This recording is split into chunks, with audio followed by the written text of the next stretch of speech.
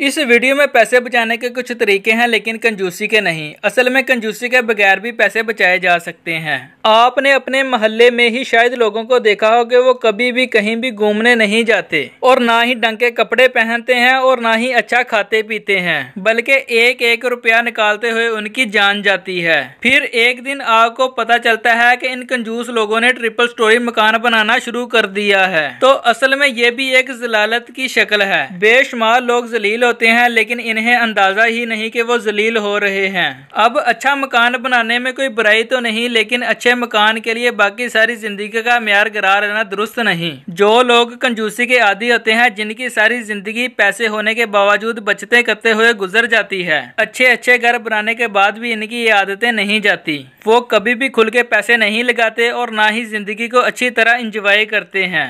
अगर ऐसे लोग पैसे लगाएं भी तो ऐसी जगहों पे लगाते हैं जो बाकी लोगों को भी नजर आए। तो इस वीडियो में कुछ तरीके हैं जो आपको कंजूसी तो नहीं सिखाएंगे और ना ही आपको भूखा मारेंगे। अलबत्ता इन तरीकों की मदद से आप हर महीने अच्छे खासे पैसे बचाने में कामयाब रहेंगे। अगर ये तरीके आपको काबिल अमल ना लगे तो इस वीडियो के आखिर में आपको एक जापानी तरीका बताया गया है। ये तरीका 1904 में जापान की एक खातून सहाफी मूर्तो कहानी ने वाज़ह किया था, जिसे जापानी लोग अशरों से इस्तेमाल करते हुए आ रहे हैं।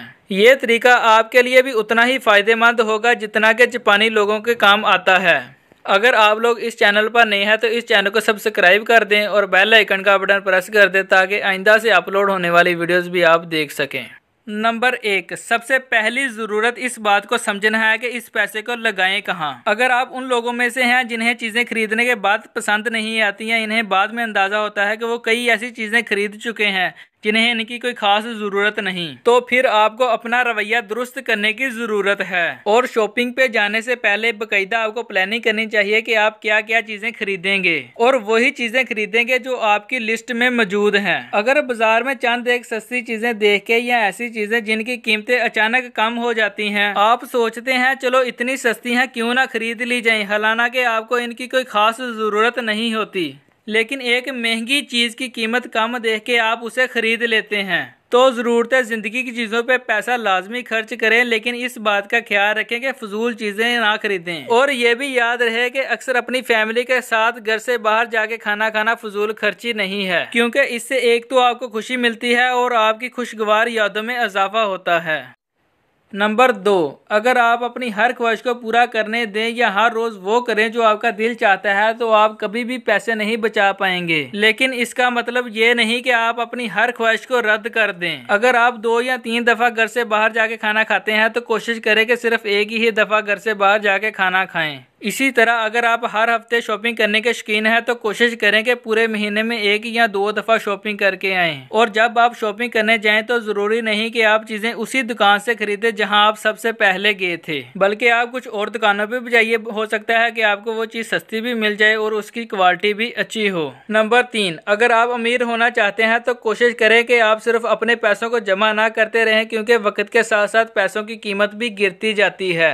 जैसे हो सकता है कि आपने आज से 5 या 10 साल पहले 2000 रुपया बड़ी मुश्किल से जमा किया हो, लेकिन अगर आप उसी 2000 रुपए की चीजें आज खरीदे तो आपको बड़ी मायूसी होगी, क्योंकि उस दौर में 2000 की वैल्यू ज्यादा थी। इसलिए पैसे जोड़ते रहने की बजाय कोशिश किया करें कि अगर आपके पास कुछ इजाफी पैसे जमा हो गए हैं तो उसकी कोई चीज खरीद लें जिनकी कीमतें वक्त के साथ साथ बढ़ती जा रही हैं, जैसा कि सोना या कोई जमीन का टुकड़ा वगैरह खरीदा जा सकता है। नंबर 4, वो चीजें जो कभी खराब नहीं होती, आप इन्हें पूरा महीना इस्तेमाल भी करते हैं, इन चीजों को होलसेल वाली दुकान से इकट्ठा खरीद लिया करें। अपने सारे खानदान के लिए इन सारी चीजों को इस तरह इकट्ठा खरीदने पे आपको यकीनन 1 से 3 हजार रुपया की बचत करने में कामयाब रहेंगे। इस तरह सब्जियां भी दुकान की निस्बत सब्जी मंडी से खरीदे तो सस्ती मिल जाती हैं, जिन्हें इकट्ठा खरीद के 2-4 दिन या 1 हफ्ते के लिए आसानी से महफूज किया जा सकता है। नंबर 5, 5वें नंबर पे एक जापानी खातून जर्नलिस्ट का वाज़ह करदा एक तरीका है जिसे उसने काकीबो का नाम दिया था और इसे 1904 में अपने एक आर्टिकल में शाया किया था। ये तरीका इस्तेमाल करते हुए जापानी लोग अपनी आमदनी का 15 से 30% हिस्सा आसानी से बचा लेते हैं। इस तरीके में जापानी लोग अपने सारे अखराजात को 4 हिस्सों में तकसीम करते हैं। पहले हिस्से को सर्वाइवल का नाम दिया गया है, जिसमें खुराक, मेडिकल और दूसरी उन चीज़ों को शामिल किया जाता है जो ज़िंदगी के लिए इंतहाई ज़रूरी होती हैं। दूसरी कैटेगरी ऑप्शनल होती है। इसमें वो चीज़ें होती हैं जो ज़िंदगी के लिए ज़रूरी तो नहीं, लेकिन इन चीज़ों को हम इंजॉय ज़रूर करते हैं, जैसा कि शॉपिंग करना या बाहर से खाना खाना। तीसरी कैटेगरी में कल्चर को शामिल किया जाता है, जिसमें मौसीकी सुनना, किताबें पढ़ना या खेल कूद में खर्च करना वगैरह। और चौथी कैटेगरी को एक्स्ट्रा का नाम दिया गया है, जिसमें चीज़ों की मरम्मत करवाना और ज़रूरत पड़ने पर लोगों के लिए गिफ्ट वगैरह खरीदना।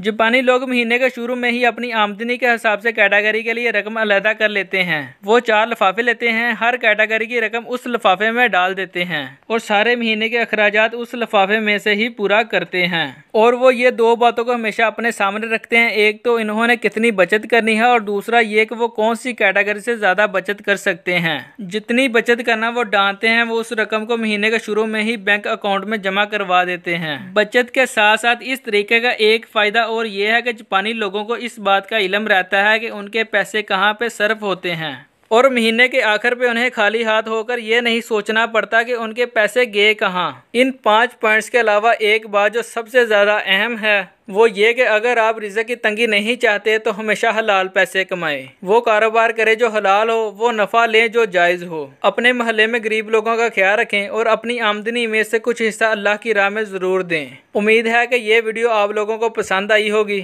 अगर आप मज़ीद इस तरह की वीडियोस देखना चाहते हैं तो इस चैनल को सब्सक्राइब कर दें और बेल आइकन का बटन प्रेस कर दें ताकि आइंदा से अपलोड होने वाली वीडियो भी देख सकें। खुदा हाफिज़।